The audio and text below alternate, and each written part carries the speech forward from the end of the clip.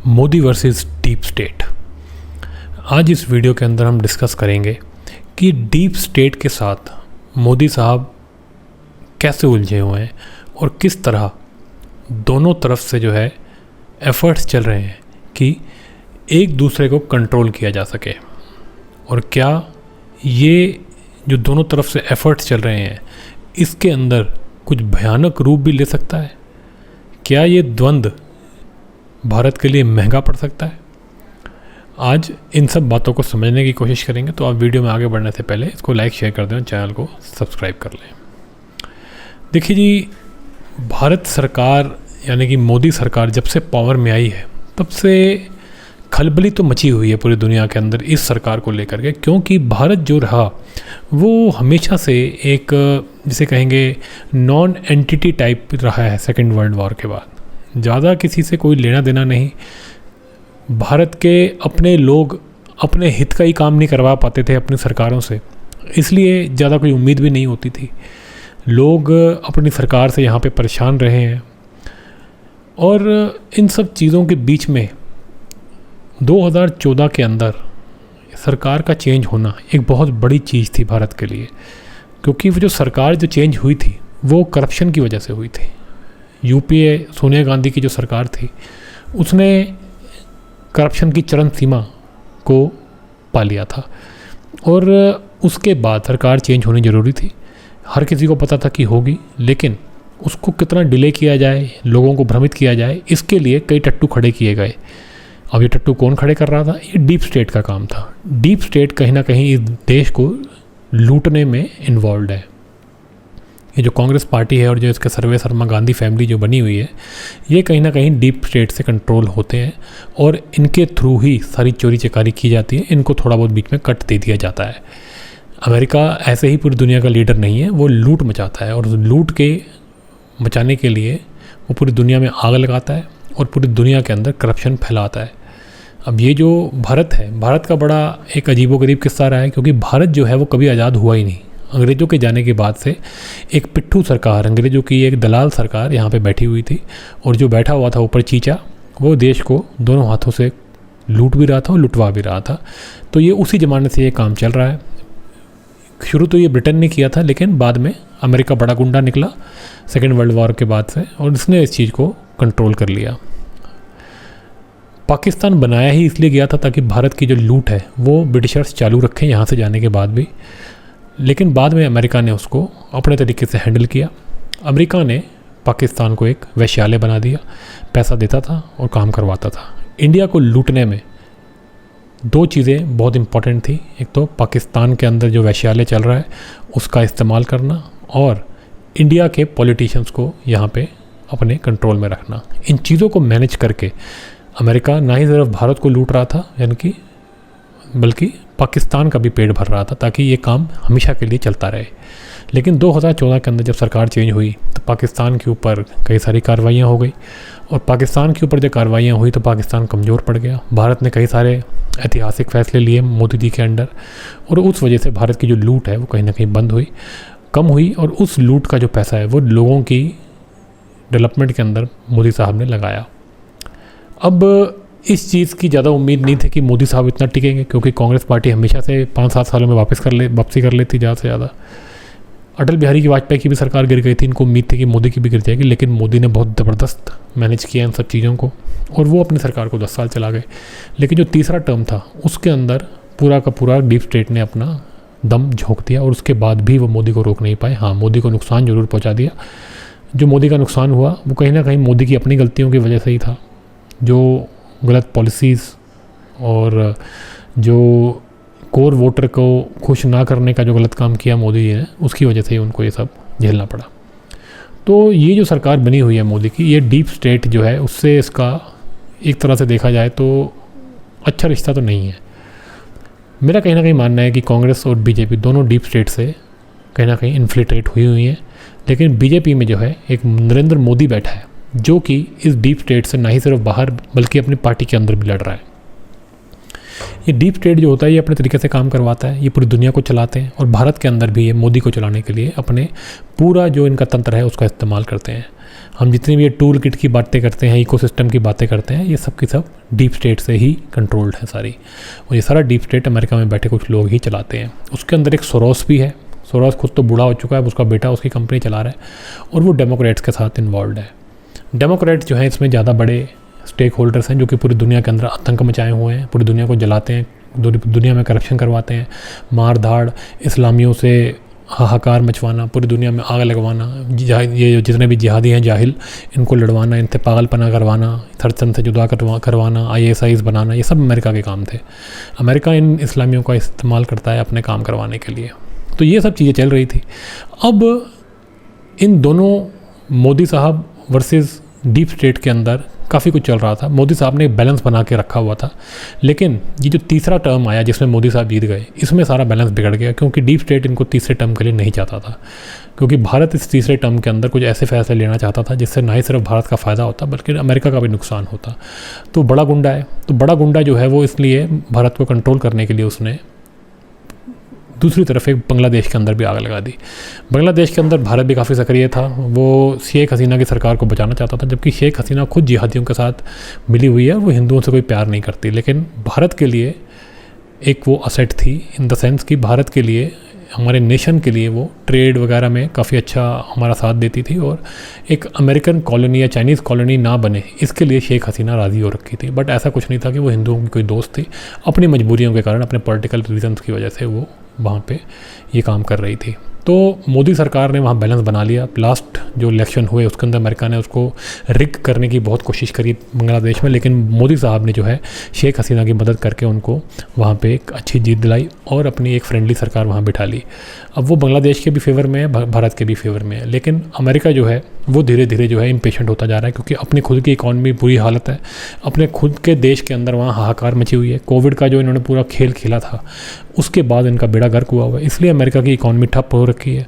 और इनके ठप हुई इकॉनमी को चलाने के लिए वो पूरे देश में, पूरी दुनिया में आग लगा रहे हैं। यूक्रेन में इन्होंने जानबूझ के आग लगवाई, रशिया को इन्वॉल्व कर लिया, ताकि जो है फिर से डिफेंस का जो इकॉनमी है इनकी वो चले और ये नेता जो हैं ये पैसे कमाएं। ये डेमोक्रेट्स यही करते हैं। ईरान, इराक, लीबिया, ऐसी ऐसी कंट्रीज, सीरिया, इन सबको जलाने के पीछे डेमोक्रेट्स का ही हाथ है। और वो डेमोक्रेट्स ही पावर में आए। जैसे ही ट्रंप उतरा फिर से इन्होंने वही काम शुरू कर दिए और ट्रंप के पीछे पड़ गए। ट्रंप को भी जो है ये लोग मरवाना चाहते हैं। अभी उनके ऊपर एक अटैक भी हुआ था जिसमें वो बाल बचे थे। ये सब डेमोक्रेट्स का काम है, क्योंकि वो पूरी दुनिया को ऐसे ही जला भून के जो है खुद अपने मज़े करना चाहते हैं। डीप स्टेट के अंदर बैठ करके ये ऐश करना चाहते हैं। तो ये जो डेमोक्रेट्स लोग हैं ये मोदी साहब से जो है बिल्कुल खफा लगते हैं, लेकिन घर के अंदर अपने खुद के इनकी जो है स्थिति डामाडोल है। इनके पास कैंडिडेट ही नहीं है इलेक्शन लड़ने के लिए। कमला हैरिस जैसी औरत जिसको मतलब पॉलिटिक्स का ऐसा लगता है पी नहीं पता, लेकिन उसको ये अपना बाप बना के, माँ बना के घुमा रहे हैं, और वो जो है वहाँ पे प्रेसिडेंट बनने के लिए इलेक्शन लड़ रही है ट्रंप के सामने। और ये पूरी तरह चीटिंग होती है इनके इलेक्शन में, पूरे रिग्ड इलेक्शन है। देखते हैं क्या होता है उस इलेक्शन में। लेकिन इनका जो इस तरफ बांग्लादेश की तरफ जो अमेरिका का जो रुझान है वो यही था कि अपना इलेक्शन तो देखा ही जाएगा, वहाँ पे तो ट्रंप को मरवाने की कोशिश कर ही रहे हैं, लेकिन जो अपनी पॉलिसीज़ हैं इंटरनेशनल उस पर काम जारी रखा जाए। तो इस वजह से इन्होंने बांग्लादेश के अंदर इन्फिल्ट्रेशन करवा दी। बांग्लादेश के खुद के अंदर भी प्रॉब्लम्स हैं, अभी जिहादी स्टेट है तो प्रॉब्लम्स तो होनी है, उसको इन्होंने भड़का दिया और वहाँ की सरकार जो है वो गिरवा दी। शेख हसीना भाग करके इंडिया आ गई और वहाँ पर इन्होंने अपना खुद का टट्टू, जो कि बांग्लादेश में ही कई क्राइम्स कर चुका है और बांग्लादेश के अंदर ही बैंड है वो आदमी, कभी भी जेल हो सकती थी उस आदमी को, वहाँ का उसको प्राइम मिनिस्टर बना दिया। अब वो प्लान तो ये बना के आया कि 3-4 साल जो है हम वहाँ पे करेंगे और इन 3-4 सालों के अंदर ये जो है भारत देश का बेड़ा गर्क ये कर देंगे। अगर इस बार कमला हैरिस आ गई तो आप ये समझ लिए कि ये 3-4 साल के अंदर भारत का पूरा कांड करने का पूरा तरीका होगा, मोदी साहब का पूरा कांड करने का पूरा एक षड्यंत्र ये बनाएंगे। लेकिन अगर ट्रंप साहब आ गए तो इस चीज़ में थोड़ा स्लो होने का कुछ उम्मीद है। कुछ चीज़ें तो धीरे हो ही जाएंगी, तो भारत के लिए थोड़ा और लंबा समय सांस लेने के लिए वो हो जाएगा। तो डीप स्टेट इस काम में लगा हुआ है मोदी साहब के साथ। अब इसके कुछ क्या क्या इंडिकेशंस मिल रहे हैं, जो मैं आपको बातें बता रहा हूँ इसके इंडिकेशंस क्या हैं वो सुनिए। सबसे पहले बांग्लादेश के अंदर आग लगी। अब उसको कंट्रोल करने के लिए भारत ने अपनी, जैसे कहते हैं फॉरेन नीति जो है उसका डिप्लोमेसी का इस्तेमाल किया और उसकी तरीके से इन्होंने कई चीज़ें कंट्रोल करने की कोशिश की। लेकिन वहाँ पर हिंदुओं का नरसंहार फिर भी जारी रहा, अभी भी चल रहा है। लेकिन बांग्लादेश को एक मैसेज जो है वो स्ट्रॉन्ग कहीं ना कहीं बैक एंड से दिया गया है, जो कि हिंदुओं को लगता है भारत में रहने वाले हिंदुओं को कि काफ़ी नहीं है, लेकिन मोदी सरकार ने अपनी तरफ से जो सही समझा वही किया है। इस वजह से थोड़ा मोदी सरकार को लेकर भी लोगों में डिसअपॉइंटमेंट है, लेकिन कहीं ना कहीं मोदी सरकार ने इनको मैसेज तो दिया ही है। बांग्लादेश के अंदर बाढ़ आ गई है, हिंदुओं का मरना जो है वो कम नहीं हो रहा है, वहाँ पे लोगों को हिंदुओं को जो है वहाँ पे रिज़ाइन करवाया जा रहा है जॉब से, उनको जो रिलीफ है, जो पूरा रिलीफ में जो चीज़ें सामान दिया जाता है वो भी हिंदुओं को नहीं दिया जा रहा।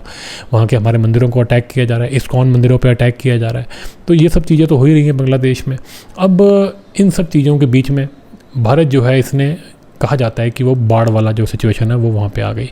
अब कई लोग वहाँ बांग्लादेश में इल्ज़ाम लगा रहे हैं कि भारत ने जो है पानी ज़्यादा छोड़ दिया, तो इस वजह से पूरे बांग्लादेश में बाढ़ आ गई, जबकि भारत इस चीज़ को डिनाई कर रहा है। और एक्सपर्ट ये बात बता रहे हैं कि ऐसा नहीं है, मौसम में ज़्यादा बारिश आई है इस वजह से ऐसा हुआ है, लेकिन आप कुछ कह नहीं सकते। तो भारत हो सकता है अपने जो हिंदुओं के ऊपर वहाँ पर जो हाहाकार मचा है और जो खतरा अमेरिका ने भारत के लिए वहाँ पर बना दिया है, एक जिहादी सरकार वहाँ पर जब बिठा दी है, उसको कंट्रोल करने के लिए भारत ये काम कर रहा है। क्योंकि वहाँ पे इन्होंने इन्फिल्ट्रेट किया है, ज़बरदस्ती शेख हसीना को हटाया, क्योंकि उसको इलेक्शन में नहीं हरा पाए तो ज़बरदस्ती हटाया। तो भारत ने इस तरह से उसका जवाब दिया है कि वहाँ पे जो है इस तरह कंट्रोल करने की कोशिश कर रही है। ये मान के चल सकते हैं, इसमें अगर भारत का हाथ हो तो कोई बड़ी बात नहीं है।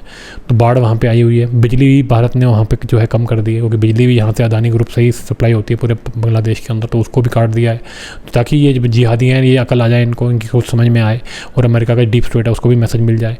अब इस बीच में अगर आप देखें तो मोदी साहब रशिया चले गए। रशिया सबसे पहले गए थे, मोदी साहब मिल के आए थे। अब डीप स्टेट ये भी देख रहा है कि रशिया की तरफ जा रहे हैं मोदी जो है वो अपनी इंडिपेंडेंट पॉलिसी रखना चाहते हैं। डीप स्टेट वो जानते हैं कि उनको कंट्रोल करने की कोशिश कर रहा है और चाहता है कि वो डीप स्टेट के हिसाब से चले, लेकिन मोदी अपनी इंडिपेंडेंस चाहते हैं, इसलिए वो कहीं ना कहीं रशिया के क्लोजनेस बना रहे हैं। और बातें तो ये भी चल रही है कि हो सकता है मोदी चाइना के साथ भी कुछ कॉम्प्रोमाइज़ करके उसके साथ भी क्लोजनेस जो है बनाए, ताकि ये डीप स्टेट को जो है किस तरह वो कंट्रोल कर सके। लेकिन फिलहाल वो बात तो नहीं हुई है, लेकिन रशिया के साथ जरूर इंडिया थोड़ा क्लोजनेस बना रहा है। अब इसी वजह से जो है रशिया का संदेश लेकर के ही ऐसा लग रहा है कि अभी अभी जो मोदी साहब यूक्रेन गए थे तो वो मैसेज देने गए थे ज़ेलेंस्की को, और वहाँ जा कर के मोदी साहब ने उनको मैसेज दिया।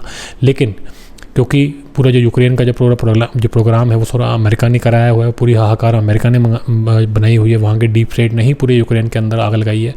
तो इस वजह से वहाँ से डिनाई आ गया, उन्होंने मना कर दिया मोदी की ऑफ़र को, पुतिन की ऑफ़र को। ये कैसे पता चलता है? क्योंकि मोदी के आने के एक दिन बाद ही जो यूक्रेन है उसने एक, जिसे कहते हैं, एक ड्रोन अटैक किया रशिया के ऊपर, और उसका जवाब रशिया ने 100 ऐसे अटैक करके दिया, हाहाकार मचा दी यूक्रेन के ऊपर। तो मोदी साहब का जो मैसेज लेकर के जाना था वो फ्लॉप हो गया, ये साफ नज़र आ रहा है। लेकिन डीप स्टेट जो है उससे साफ पता चल गया कि डीप स्टेट मोदी साहब के खिलाफ खड़ा है, और मोदी साहब जो है वो डीप स्टेट को साधने के लिए, उसको कंट्रोल करने के लिए ही रशिया का मैसेज लेके गए थे। अब रशिया जो है पूरी तरह हावी है यूक्रेन पे, और ऐसा लग रहा है कि इस बार जो है वो पूरी तरह कांड कर देगा यूक्रेन का और हाथ खड़े करवा देगा। अगर ये ऐसा होता है तो अमेरिका की ये हार मानी जाएगी। अब अमेरिका का जो डीप स्टेट है इस चीज़ से बौखलाया हुआ है, इस चीज़ से बौखलाहट के कारण इंडिया के अंदर जो है ये ट्रेन के हादसे करवाना चाह रहे हैं, ऐसा साफ नज़र आ रहा है। बार बार ट्रेनों के ऊपर जो हादसे हो रहे हैं, जो पटरियाँ खोल दी जा रही हैं, पटरियों के आगे पत्थर रख दिए जा रहे हैं, बड़े बड़े पेड़ के टुकड़े रख दिए जा रहे हैं, ताकि हमारे यहाँ ज़्यादा से ज़्यादा मौतें हों और मोदी सरकार जो है वो बदनाम हो। ये डीप स्टेट मोदी सरकार के खिलाफ कर रहा है। यहाँ पर राहुल गांधी जो है पूरा डीप स्टेट का एजेंडा लगा रहा है, भारत को तोड़ने के लिए दलितों वाला दलित कार्ड खेल रहा है, दलितों को भड़का रहा है, यंगस्टर्स को भड़का रहा है। नीट के मामले में उसने कितना झूठ बोला, बेफालतू की बिना सर पैर की बातें कर रहा है, बॉलीवुड के अंदर पता नहीं फैशन के अंदर बातें कर रहा है कि वहाँ पे दलित नहीं है। इस तरह की घटिया बातें राहुल गांधी इसीलिए कर रहा है क्योंकि ये डीप स्टेट ने उसको बोला हुआ है। डीप स्टेट मोदी को कंट्रोल करने के लिए राहुल गांधी को एक्टिवेट किया हुआ है यहाँ से। इसीलिए मोदी ने राहुल गांधी को कंट्रोल करने के लिए शायद बांग्लादेश के अंदर जो वो सलाउद्दीन शोएब चौधरी जो एक जर्नलिस्ट है ब्लिट्स का, जो कि खुलासे कर रहा है बड़े बड़े, वो इसलिए किया है। तो ये डीप स्टेट का जवाब, और पहले डीप स्टेट कुछ करता है फिर मोदी जवाब देता है, फिर मोदी को जवाब देता है तो डीप स्टेट कुछ करता है, ये इसी तरह की कहानी चल रही है। अब राहुल गांधी को कंट्रोल करने के लिए मोदी साहब ने, ऐसा नज़र आ रहा है कि बांग्लादेश के अंदर जो है ये करारा जवाब दिलवाया। यहाँ पे कंगना रनौत उसके पीछे पड़ी हुई है ताकि वो अपनी औकात पे आए और ये डीप स्टेट का एजेंडा भारत में चलाना बंद करे। अब इसके जवाब के अंदर इन सब के बीच में जो ये चल रहा था, जब मोदी साहब गए यूक्रेन, उसके बाद फिर बमबारी हुई वहाँ पे। अब डीप स्टेट ने मोदी साहब को हड़काने के लिए जो ये कांड किया था बांग्लादेश का, ये पाकिस्तान के थ्रू करवाया था। अब पाकिस्तान के अंदर कल खबर आई कि बलूचिस्तान के अंदर वहाँ की आर्मी ने 100 बंदे मार दिए। अब ये इल्ज़ाम तो भारत पे लगता ही है कि भारत जो है वहाँ की बलोच लिबरेशन फ्रंट जो है उसका मदद करती है। अब बलोच लिबरेशन फ्रंट जो है वो कहती है हम बलोची अलग हैं, ये पाकिस्तानियों ने हमारे को कई सालों तक मारा है, हमको प्रताड़ित किया है, हमारे लोगों को यहाँ पर जिंदा मतलब उनको टॉर्चर किया है, यहाँ पर बच्चों को, औरतों को, आदमियों को, सबके ऊपर वो नृशंसता करते हैं। तो इस वजह से वो बदला लेते हैं। अब वो कहते हैं ये भारत इनको सपोर्ट करता है। अगर ये बात मान ली जाए तो इसका मतलब है जी भारत ने जो है दोबारा से डीप स्टेट को झटका देने के लिए, पाकिस्तान को झटका देने के लिए BLF को सपोर्ट किया और BLF ने वहाँ पे जो है इनके कितने सारे आदमी जो है वो गिरा दिए हैं। तो वो सारे जिहादी, इसमें कोई डाउट ही नहीं है। अब भारत ने अगर ये काम करवाया है तो फिर डीप स्टेट जो है इसका जवाब दे रहा है। अब क्या है लेटेस्ट न्यूज़, अब आप वो भी देखिए। डीप स्टेट के कल देखिए कहने पर अमेरिका के जो प्रतिनिधि हैं, जो अमेरिका के ऑफिशियल जो कॉन्वॉयज़ हैं, कमिश्नर हैं, ये सब लोग जो कि यहाँ पे एम्बेसी में काम करते हैं, ये जा कर के मुसलमान लीडरों से मिल रहे हैं। पहले ये ओवैसी से जा कर के मिले और इस बार जा कर के ये कश्मीर के अंदर जो इलेक्शन हो रहा है वहाँ पर जा कर के नेताओं से मिल रहे हैं। जो ज़्यादातर जो गद्दार नेता हैं उनसे जा कर के ये मिल रहे हैं। ये ओवैसी जैसे लोग, ये नेशनल कॉन्फ्रेंस के लोग, ये कांग्रेस के लोगों से मिलने का क्या मतलब है डीप स्टेट के काम करने के लिए? ये अमेरिका के बड़े बड़े जो ये कॉन्सुलेट वगैरह हैं, ये जाके इनका क्या लेना देना इनसे मिलने का? इसका मतलब है अमेरिका मैसेज दे रहा है मोदी को कि तुम अगर पाकिस्तान में, बांग्लादेश में और इधर उधर जा करके पुतिन से बात करोगे तो हम तुम्हारे देश के अंदर राहुल गांधी को छोड़ देंगे तुम्हारे ऊपर। ये मुसलमान जो हैं, इन नेताओं को जो है हम खरीद करके या इनको ब्लैकमेल करके तुम्हारे देश के अंदर आग लगवा देंगे। ये देश के अंदर वही बांग्लादेश वाले हालात बना रहे हैं। तो ये मोदी को डराने के लिए डीप स्टेट कर रहा है और साफ साफ मैसेज दे रहा है पूरे देश को, पूरे भारत देश को कि हम खड़े हैं तुम्हारे खिलाफ। अब जो जी ये लड़ाई है ये बिल्कुल साफ नज़र आ रही है। It is Modi versus deep state. ये कोई बीजेपी वर्सेस डीप स्टेट नहीं है। बीजेपी के अंदर भी इन्फिल्ट्रेशन है, लेकिन मोदी ही है अकेला जो कि डीप स्टेट से लड़ रहा है। और इस चीज़ का जवाब देने के लिए जो ये कल जा करके ड्रामा करके आए हैं, ये अमेरिका के जो ये कॉन्सुलेट वगैरह जो जा करके मुसलमान लीडरों से जो मिल के आए हैं और एक तरह से धमकी दी है मोदी को कि भैया हम इस देश के अंदर दंगे करवाएंगे जैसा कि बांग्लादेश में कराए हैं, इसका जवाब देने के लिए फिर कल योगी बाबा ने आकर के बोला बटेंगे तो कटेंगे। ये उन्होंने कल जवाब दिया है और उन्होंने साफ साफ कहा है कि जो भी देश के साथ गद्दारी करेगा उसको नहीं बख्शा जाएगा। इस तरह के मैसेजेस जो वो दे रहे हैं वो इसीलिए दे रहे हैं ताकि ये जो जिहादियों को इकट्ठा करने का जो ये अमेरिकन डीप स्टेट का जो एजेंडा है, राहुल गांधी के थ्रू, ये ओवैसियों के थ्रू, ये कश्मीर में बैठे जिहादियों के थ्रू, इसको जवाब देने के लिए, उसको काटने के लिए, उन लोगों को पीछे पुश करने के लिए और हिंदुओं का जिसे कहते हैं कॉन्फिडेंस बढ़ाने के लिए ये कल बयान दिलवाया गया है योगी आदित्यनाथ जी से, क्योंकि वो सबसे इम्पॉर्टेंट और सबसे फेमस नेता हैं। कई लोग कंफ्यूज हो रहे हैं कि ये उन्होंने बयान क्यों दिया, ये बयान उन्होंने अमित शाह को पीछे करने के लिए दिया, ये दिल्ली के लिए एक संदेश है। मेरे को ऐसा नहीं लगता। मेरे को लगता है ये डीप स्टेट को संदेश था योगी आदित्यनाथ का कि बेटा तुम हमारे को डराने की कोशिश मत करो, हम तुम्हारे से हर जगह लड़ लेंगे, बांग्लादेश में भी लड़ लेंगे, पाकिस्तान में भी लड़ लेंगे, यूक्रेन में भी लड़ लेंगे तुम्हारे साथ और अपने भारत देश के अंदर भी लड़ लेंगे। तुम हमारे यहाँ जिहादियों को इकट्ठा करोगे तो हम हिंदुओं को इकट्ठा करेंगे और तुमसे लड़ेंगे। तो ये कल था। मुझे ऐसा लगता है कि भारत इस समय बड़े ही खतरनाक और बड़े नाजुक दौर से गुजर रहा है। जिस हिसाब से राहुल गांधी चढ़ रहा है और जिस हिसाब से डीप स्टेट के लोग ये काम कर रहे हैं और अमेरिका खुलेआम ये काम करवा रहा है भारत देश के अंदर मुसलमान नेताओं को, जो दंगाई मुसलमान नेता जो हैं, ये जितने भी आतंकवादी मुसलमान नेता जो इस देश के अंदर घूम रहे हैं उनको जो प्रोत्साहन दे रहा है, इन सब चीज़ों से समझ में आ रहा है कि इस देश को बहुत बड़ा खतरा है इस टाइम पे। मोदी जी को भी बहुत बड़ा खतरा है और हम सब हिंदुओं के ऊपर खतरा है। ये बहुत खतरनाक टाइम्स हैं। इस पूरे टाइम के अंदर हमें मोदी साहब के साथ खड़े रहना है। हमने इस लड़ाई के अंदर मोदी साहब के साथ, हमने उनका साथ बिल्कुल देना है। देखिए जी, मोदी साहब से हम कई जगह जो होता है डिसएग्री करते हैं, उनसे नाराज़गी हो सकती है, लेकिन ये मैटर के अंदर हमारे पास कोई ऑप्शन नहीं है। और मोदी साहब जो हैं वो, ये बात में कोई डाउट नहीं है कि डीप स्टेट से वो लड़ रहे हैं। हो सकता है कोई और बीजेपी का नेता होता तो अब तक तो हाथ खड़े कर देता और जो डीप स्टेट कहता वो कर देता और भारत की हालत वही होती जो पहले कांग्रेस के अंदर होती थी। बस पार्टी चेंज हो जाती, पहले कांग्रेस थी अब बीजेपी है, लेकिन फ़र्क है तो आज वो मोदी का ही है। जैसा भी हो, चाहे हमारा सिक्का खोटा ही क्यों ना हो, लेकिन वो हमारा है। इस बात का हमें ख्याल रखना है और हमें मोदी साहब के साथ बिल्कुल खड़े रहना है। और ये डीप स्टेट की लड़ाई में हमें ऐसे ही लड़ना है ताकि हम इनको इवेंचुअली हरा दें। डीप स्टेट भी कमज़ोर पड़ा हुआ है। अगर अमेरिका के इलेक्शन में ट्रंप जीत जाता है तो हम डीप स्टेट के ऊपर काफ़ी हद तक कंट्रोल पा पाएंगे। तो ये इस लड़ाई के अंदर हमें मोदी साहब को, योगी जी को सशक्त करना है और अपने देश को, अपनी संस्कृति को, अपने धर्म को बचाने के लिए एकजुट होना है। तो जी योगी बाबा के मैसेज को बिल्कुल अपने दिल में, अपने दिमाग में बसा लीजिए। बटेंगे तो कटेंगे, हिंदू साथ में रहेगा तभी बचेगा। चलिए जी, इस मैसेज के साथ इस वीडियो को यहीं अंत करते हैं। उम्मीद करते हैं कि भगवान हमें इन सब चुनौतियों से पार करने के लिए अपना आशीर्वाद दें। आप सबको जन्माष्टमी के पर्व की बहुत बहुत बधाई। मिलते हैं आपसे अगले वीडियो में।